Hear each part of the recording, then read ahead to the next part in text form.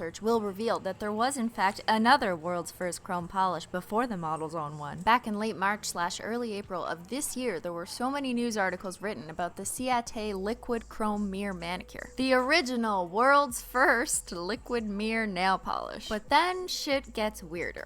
Now, I tried to buy the Ciate mirror polish as soon as it came out, and it would be really helpful if I was able to get it so I could compare it to the Models Own polish. But it was sold out pretty much immediately as soon as it launched. It has not, to my knowledge, ever been restocked since, unless I missed it. Because I was unable to get my hands on it, I thought, well, let me just look at some nail bloggers' review of the Ciate stuff, and maybe they can show us how it really works and if it's the same as the Models Own. I cannot find one single review of the Ciate mirror manicure polish online by actual people who aren't the company. Just like makeup bloggers who will review products and post pictures, there are nail bloggers. And normally if you type in the nail polish and then swatch or review, you would find a bunch of blogs or YouTube videos or even just pictures posted on Instagram. But I couldn't find even one fucking review or swatch that was not made or published by Ciate or on one of those news articles where they got the pictures from Ciate. If I am wrong and someone is able to find me a review by an actual person that is not affiliated with Ciate, then please let me know down below in the comments. I am hoping that my Google skills are just rusty. Something is going on here.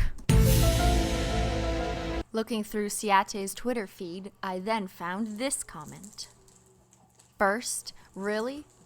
I guess the one Born Pretty store has had for over a year doesn't exist. Roasted! That's right, there was another world's first mirror polish, and it looks like it dates back to at least February of 2016. And there were even news articles about it in the summer shortly after that. So what the fuck is going on here, people? Okay, this is a chrome nail polish conspiracy theory. Shane Dawson, why aren't you investigating this? Okay, I mean, it's not that relevant for most people, but shut up. Now, I would have gotten the mirror polish from Born Pretty store so I could see if it was the same as the Models Own, but every other time I order from them, I just never get my order. In any case, it seems to me like we've been lied to. I don't know why this was so important, but now you have some more knowledge in your brain. You're welcome. Ooh, look at this shiny mirror ball in the package. That is trippy. Alright, let's f***ing use this. You start off with the 2-in-1 base and top coat. Ugh, I'm not liking where this is going already. It looks like a clearish milky water-based top/base coat if you ask me. Then you take the chromey polish, you shake it well, open the bottle, and admire how different it looks than real nail polish. I mean, look at how that shit applies. It is so weird and so different. It has a very liquidy formula. I would say that the viscosity levels are quite low here. It applies more like a thin oil rather than a thicker lacquer, if that makes sense. And it seems like it really only takes one coat for full opacity. However, I found it a bit tricky to not leave brush strokes, so you can do a second coat just to kind of even that out. Just to experiment, I put it over a black nail polish to see if it made it any more reflective. I don't really think it made a difference. After the chrome is completely dry, you're supposed to add the 2-in-1 base/top coat to seal it in. Oh god. Oh boy. What? Okay, maybe it's like one of those foil top coats that dries clear, so let's see. Now generally you do have to be patient for these things, but I waited 8.5 minutes. This time lapse is 8.5 goddamn minutes in real time. If you ask me, that's way too long for a taco to dry. And it kind of dulled the chrome. Yeah, you can definitely see the lack of my reflection.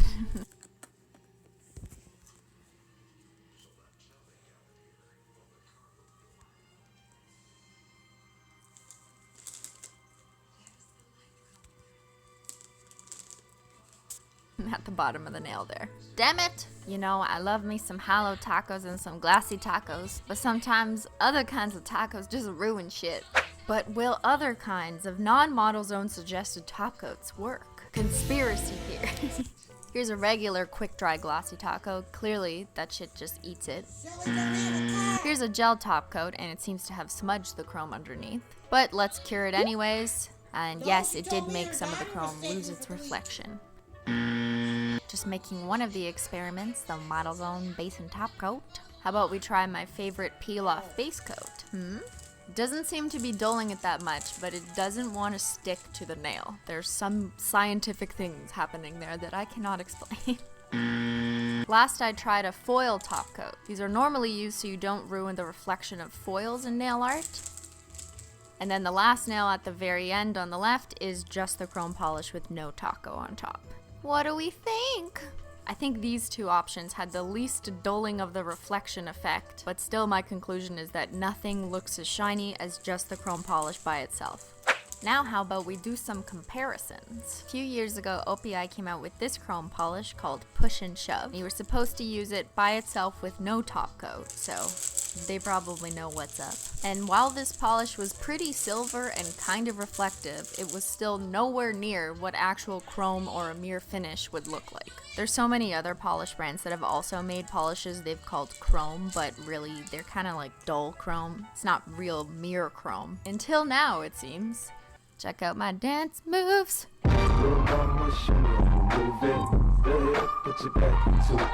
We've also, in the past year in the nail community, discovered chrome powder. I have 6 different brands here that I'm just gonna quickly go through. I've made a video before about the multi-chrome colored chrome powders, say that 10 times fast, as well as the hollow powders, but I'll show you guys how the chrome powders work. Spoiler, it's exactly the same as the other powders. You paint your nail black, you put on a glossy gel taco. You don't have to use gel polish, you can use a regular sticky or tacky base or top coat, but I'm just using gel because honestly that's how it works the best. Then you pick up what looks like some chrome coke with an eyeshadow applicator and buff it straight on or rub it right into the gel taco on your nail that you just cured. Dust off the excess powder and then add another gel taco to seal it in, and this will not ruin the finish at all. Just for experiment's sake, I tested out 6 different chrome powders that I have at home, and these are the 2 that I personally like the best in terms of their reflectiveness. A review of all 6 chrome powders is kind of out of scope for this video, so I'm gonna skip that, but I will link down below the 2 chrome powders that I personally like the best in terms of their reflectiveness. Oh wait, shit guys, this packaging is so reflective that you can see my new hollow merch. That's right, we got Hollow It's Me and Hollow Sexual tank tops in stock now, cause it's August and summer's almost over. We got the hollow printed on colored tanks, which is fun. And we also added some silver hollow foil on the tanks and the t-shirts. That's the same newer flexible material as the rose gold and purple frost hollow foils. How about that for a little self-promo? I put the link down below so you can get your hollow. So where were we? The main question is, how do the chrome nail powders compare to the liquid chrome nail polish? And here we can see me trying to wave at you, and now I'm playing piano. With the powders, you're gonna see a little bit of the disbursement of the pigments, and as a result, it's gonna have a bit more of a shimmer effect. Whereas with the Model's Own chrome nail polish, it's a much cleaner mirror finish that's kind of a brighter silver. Alright, what do you guys say we put this shit on my nails finally? That means I'm gonna have to peel this off. It's my $2,500 manicure for only $25 worth of products. So sad, but hey, at least you get peel porn.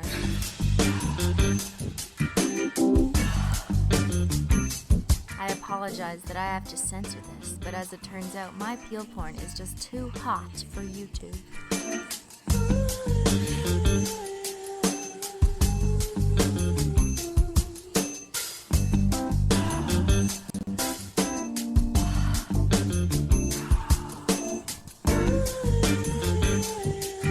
I mean, I can't blame them. I am going full frontal. And damn girl, look how long I'm getting. So on my bare nail, I went in with their 2-in-1 base and top coat first. Out of curiosity and because I wanted to peel it off, I did try putting on my peel off base coat first and then the Model's Own milky base coat, but yeah, that chemistry was not working out well. It's like the foil top coat was eating into the peel off base coat, so yeah, that doesn't work. Alright, back to Model's Own base coat only. Once it's fully dry, then we start applying the mirror chrome polish on the nail. And boy, she was tricky. Because this polish is so liquidy, it's extremely sensitive to pooling. So I would recommend only leaving a little bit on your brush. If you leave too much, it's just gonna fall all over your cuticles. And I found that this stuff wasn't the easiest to take off my skin because acetone just kind of spread it around. I could definitely see that applying this nail polish would be really frustrating for the average person applying nail polish. And although one coat is opaque, you can completely see all all the brush strokes in my first attempt. And that's because it seems like you really have to make sure your brush strokes are completely straight, which is almost impossible when you're going up around the sides of your nails. So I had to be super careful when going back on the second coat and tried to do only straight lines. I did the best I could, and what do you think? What do you think? What do you think? What do you think? And there we have it.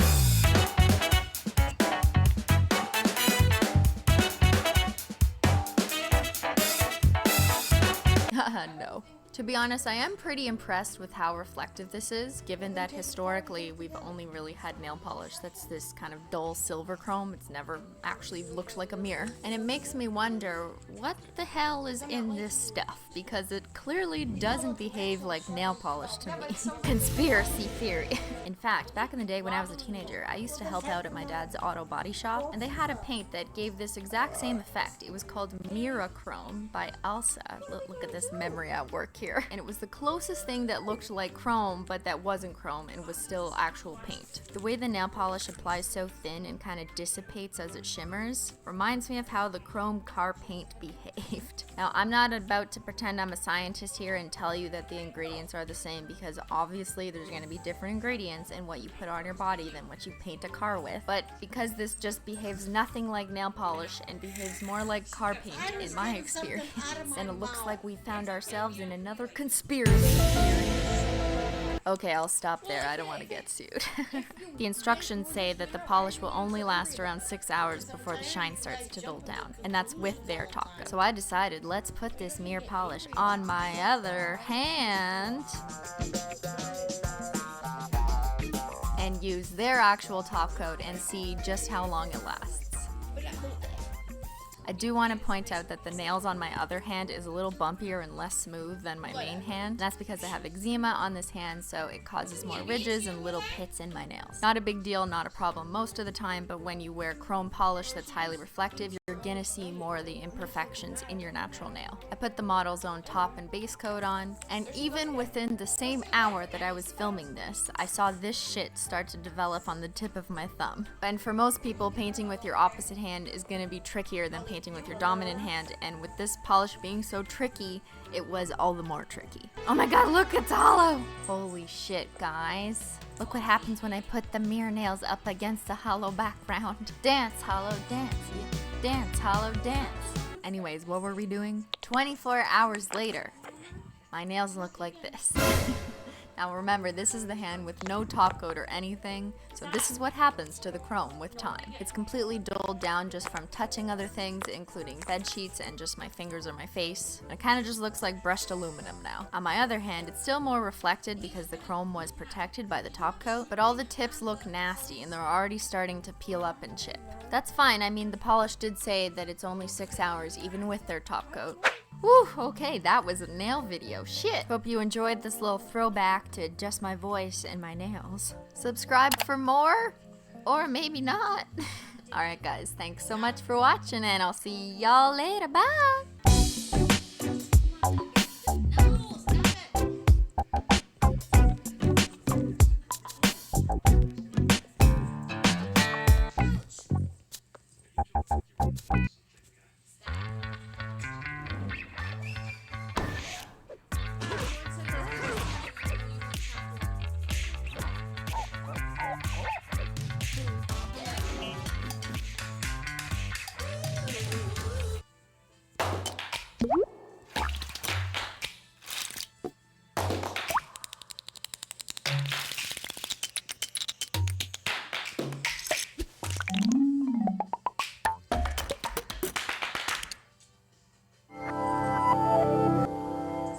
In the mid-1800s, Michael Faraday gave a series of Christmas lectures for kids at the Royal Institution in London, and one of his favorite subjects to talk about was fire.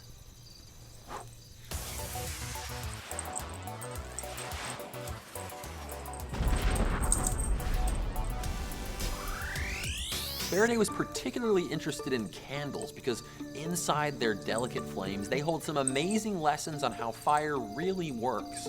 Like, you might have seen fire described like this in chemistry class, but a chemical formula doesn't explain what fire is any more than a recipe explains what chocolate chip cookies taste like. The first thing we notice about a candle flame is all those colors.